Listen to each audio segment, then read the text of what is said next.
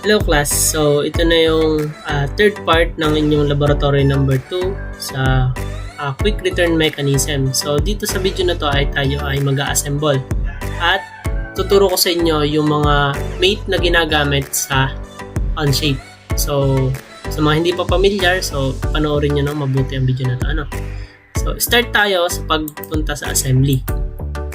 Yan, so ito yung assembly home screen. Tapos ay pag nilik nyo tong insert, so narito yung mga Part Studio. Okay, so narito yan.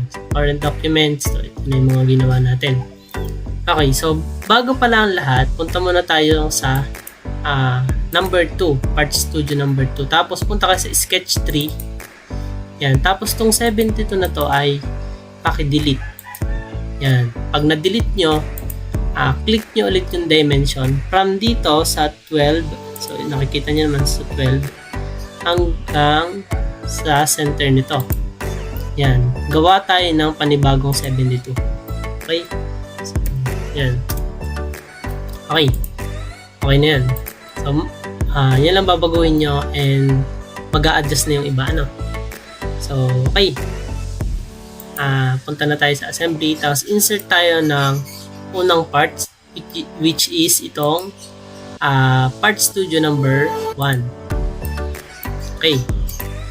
Sunod ay click natin si front plane. Yan. And then click natin si top plane. So dapat ganito ang itsura niya kapag mag-assemble tayo. So unang mate na gagamitin natin is si fasten mate. So ito ay ibig sabihin naka-fix na kapag finasten mo. So from origin, click natin. Tapos ay click natin tong part ng yung ating Part Studio 1. Okay. Then click check. Yan.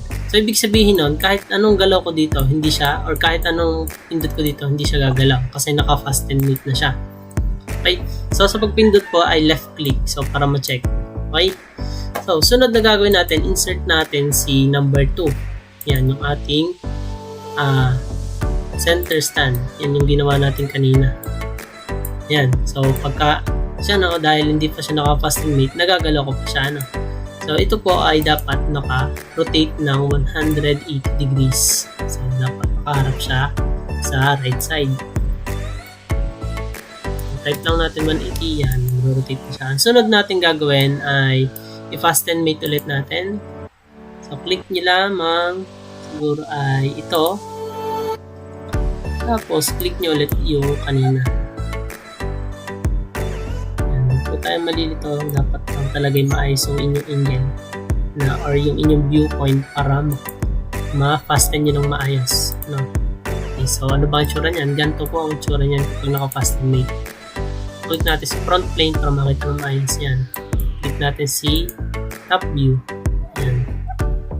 And then click natin si isometric view. Yan, ganito pong itsura. Okay, okay na tayo.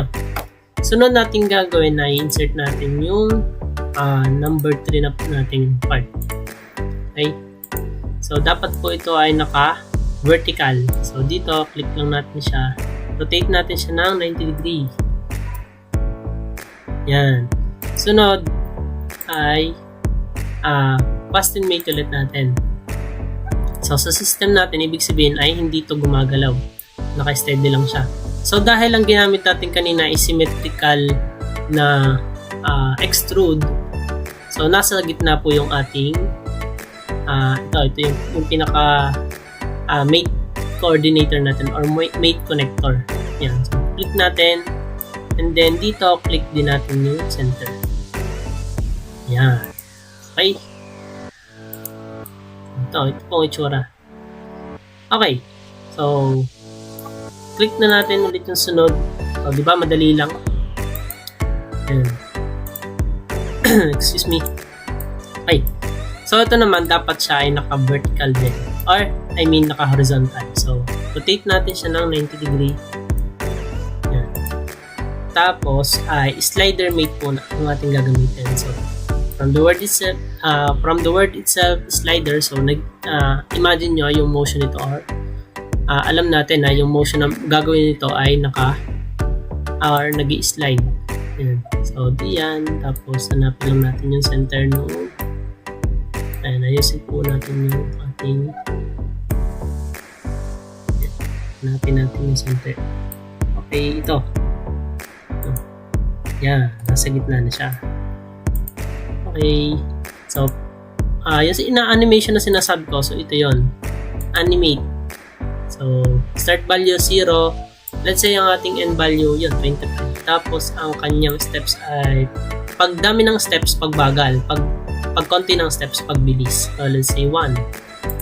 Ang dami naman ang haba niya. Bilis lang yan. Hindi pala pwede ang 1. So, let's say 5. Yun. Diba? Yan. So, nag-animate po siya. 0 to 25 mm. Let's say, habaan natin. Let's say 100 mm.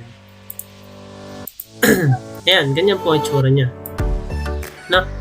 Let's say, single. Ayan. Okay, pagpabalik. Ayan. So, reciprocate, ibig sabihin madami. O, yan. Pagalaw-galaw siya. So, 5 steps kasi nilagay natin. So, damihan natin. Let's say 50. Ayan. Mas smooth. So, pag dami ng steps ay pag smooth. Ano? Okay. So, yan. Di ba nakakatuwang mag-on-shape? So, hindi lang naman po on-shape ha. Merong animation. Ang SolidWorks ay meron din. Okay? So, meron daw different kinds of simulation. At ang isa sa mga nagamit namin dati ay flow simulation. So, sa mga hindi nakakalam, ang flow simulation po ay yung pag-determine ng flow or yung sa fluid or either gas. So, dinidetermine natin yung flow or ng isang ng liquid or ng gas, isang figure. So, let's say meron tayong yung kagaya na sa amin, wind turbine. So, determine namin doon kung ano bang movement ng wind kapag tumatama doon sa blade namin. So, yun, nakikita po yun doon. Okay, sunod, insert natin yung itong part studio number 4. So, sa part studio number 4 ay para sa baba. Tapos, part studio number 5, yan, nagdalawa na. Yan, ay sa taas. Pagtagay na natin to. Yan, sorry. Ulitin natin. Part studio 5 ay sa taas. Yan, part studio 4 ay sa baba. Okay. Tapos to ay rotate natin ng 90 degree din. So, di ba? Angas. Ito naman. Yan. 90 degree. Nag-enjoy na ba kayo sa Mex? Okay. Madami kayong gagawin ganito. Diba, na-imagine nyo ba na ganda siguro nito kung naka 3D printed? No? Okay. Sunod, fast and mate ulit natin. Yan. Yung dulo. Yan. Ito. Okay. And then, ito namang pinunahan nito. Okay. Yan. Sunod, ito naman.